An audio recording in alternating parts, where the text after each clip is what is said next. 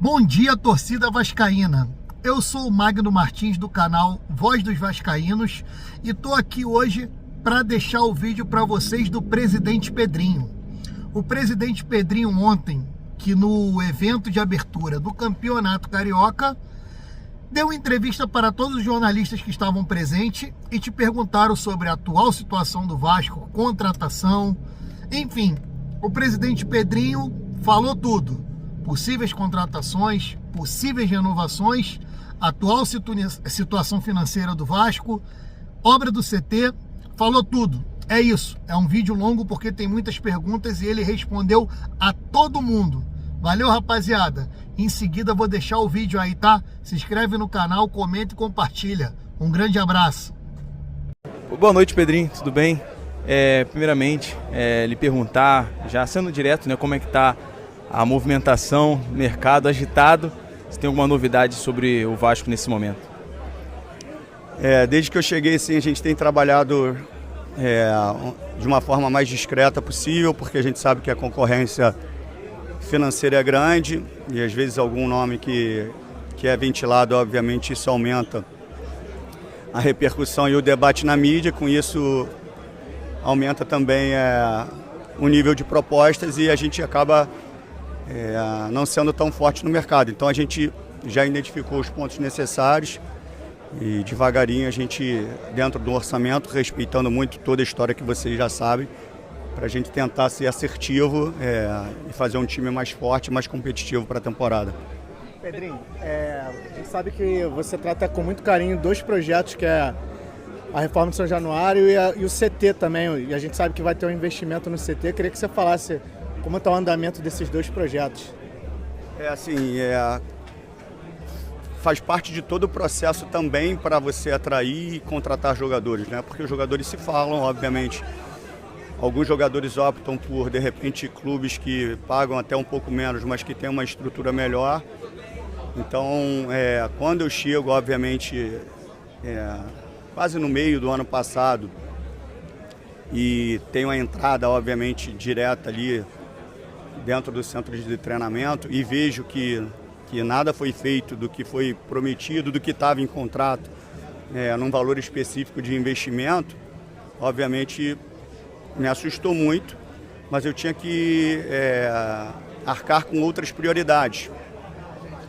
Muitos jogadores com valores atrasados de luva, enfim, transferências também, eu tive que fazer algumas para não sofrer o transfer ban. Então a prioridade, obviamente, não foi o CT. Com isso, a gente conseguiu fechar o ano do jeito que eu queria, em dia, sem qualquer tipo de adiantamento da receita de 2025, com alguns processos de mecanismo jurídico para que a gente tivesse um respiro financeiro.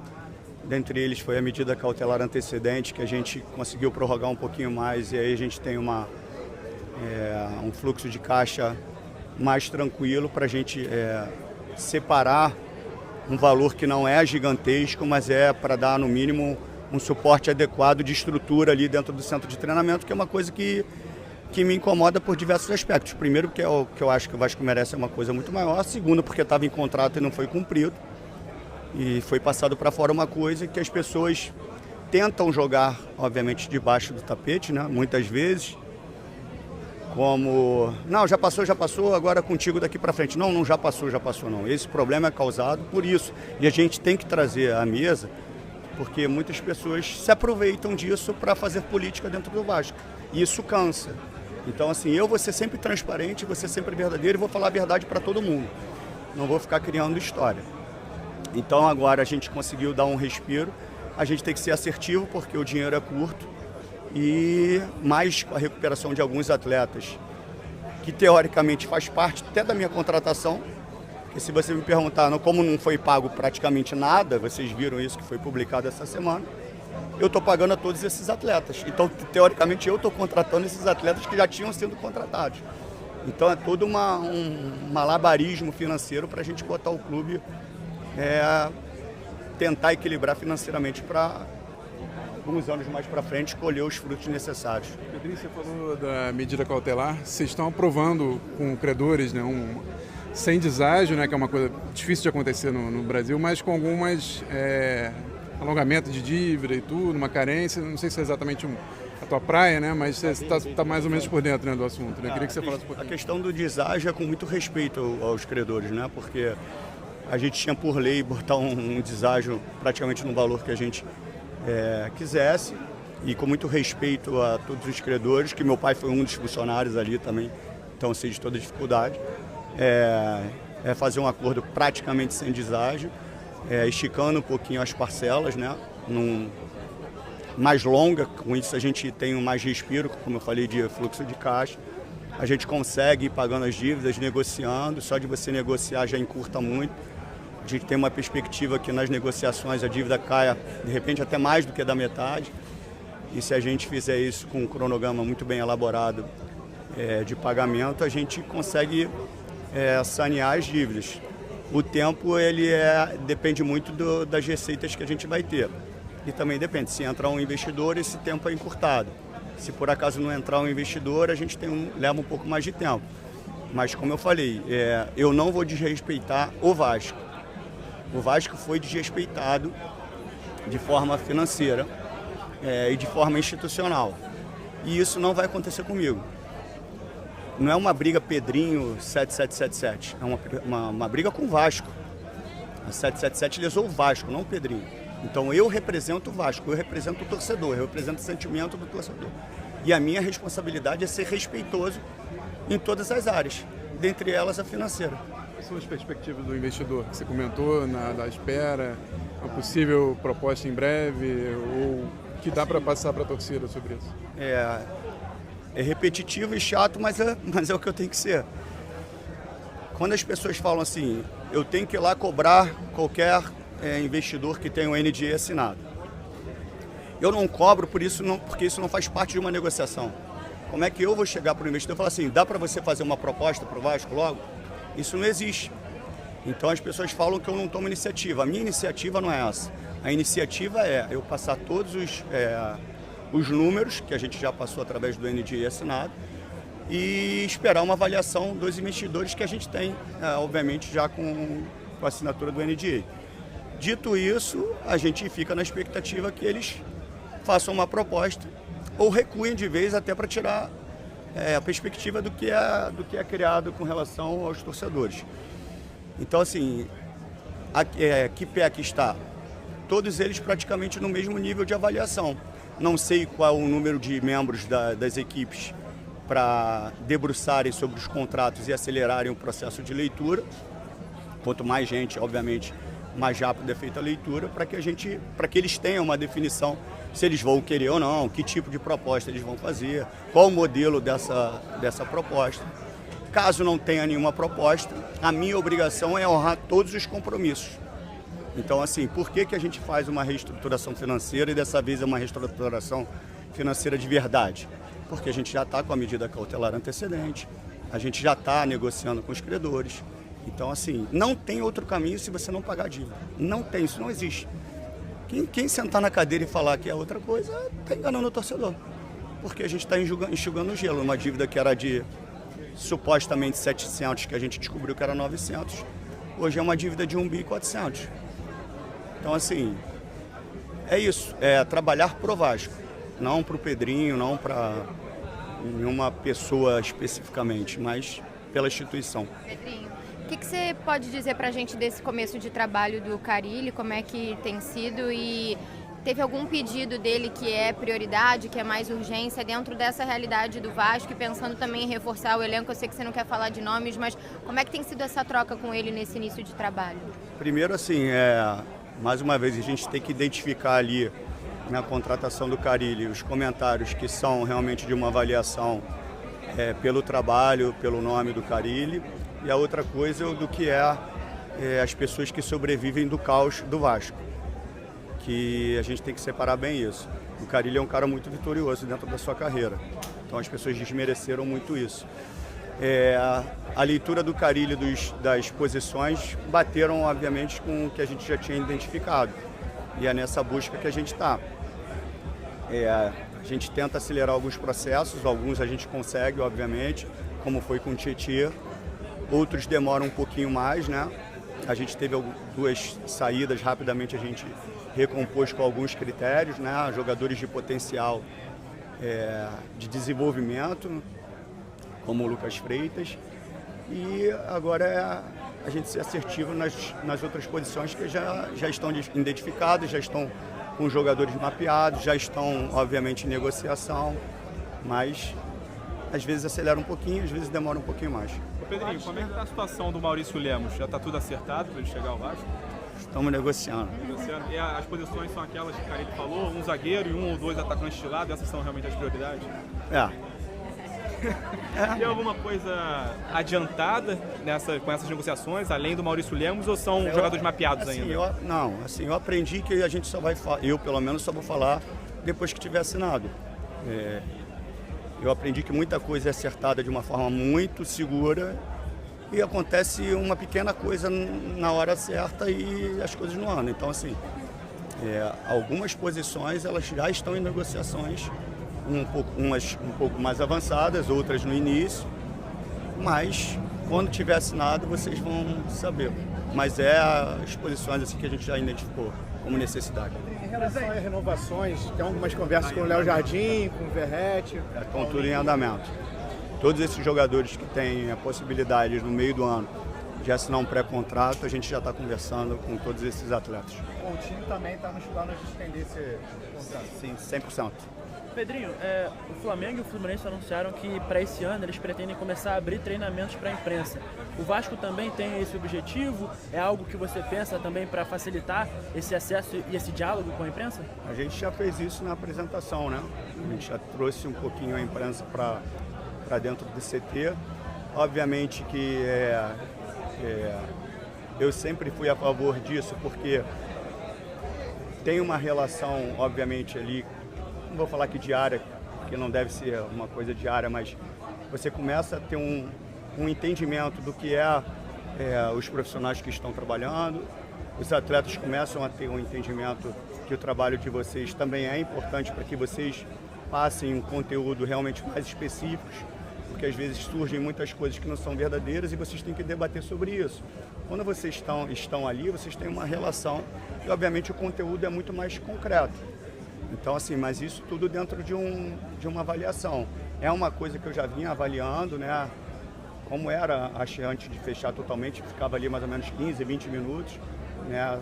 No pré-aquecimento, no treino inicial e depois a imprensa se retirava. Então, é uma coisa que passa, a gente já deu um primeiro passo, que foi a reapresentação dos atletas com vocês lá dentro. Então, acho que é um caminho que pode acontecer. Muito tem se falado que o grande objetivo do Vasco, talvez o que o Vasco mais consiga alcançar é a Copa Sul-Americana. Você conversou algo com o Carille sobre isso, ou até mesmo com o departamento de futebol sobre essas prioridades no ano? O futebol ele tem muitas variáveis, né? A gente obviamente coloca muitas, internamente coloca uns objetivos que são mais palpáveis, né? Mas se você perguntar se para qualquer um de vocês, antes da Copa do Brasil, se a gente chegaria numa semifinal, obviamente todo mundo falaria que não. Então, assim, foi uma surpresa para todo mundo, porque futebol é assim. Então, assim, a perspectiva, obviamente, é de, nas competições que exigem menos de um elenco muito grande, que são as competições que são praticamente de mata-mata, né? Aquela fase de grupos ali. Quem tem um elenco mais reduzido, né? Quem não tem 2, 3 times, obviamente tem mais oportunidade, um pouco mais de chance. Então as Copas são importantes para a gente. Presidente, a gente está no evento de lançamento do Campeonato Carioca. A gente sabe que o Vasco ainda está no mercado em busca de reforços, mas você como presidente dá para dizer que está satisfeito com o elenco montado para esse início de temporada?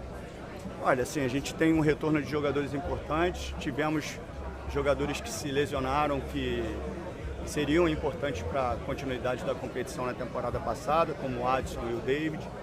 O David a gente só vai ter ele praticamente em setembro, por aí.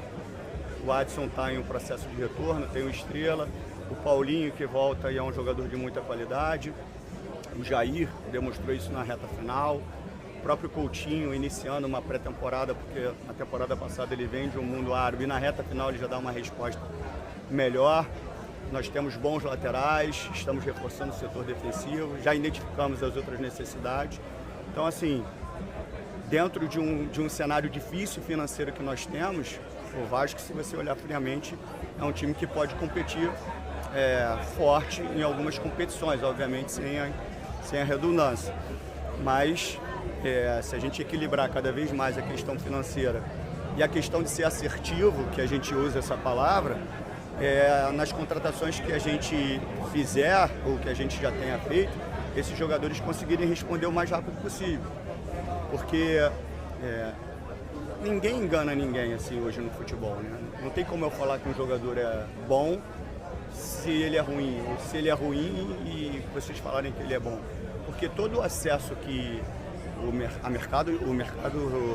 a análise de desempenho tem, o scout tem, eu tenho, vocês têm. Todos os aplicativos, todos os softwares, toda ligação. Então, se eu trouxer um jogador e falar que ele é bom, vocês em um segundo vocês sabem se ele é ou não.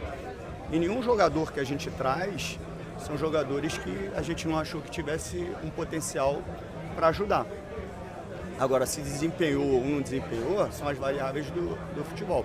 A gente acredita que esse ano alguns jogadores podem render melhor do que eles renderam. E isso seria uma ajuda também muito grande. Com relação à satisfação do elenco, volta a cair na questão financeira, né?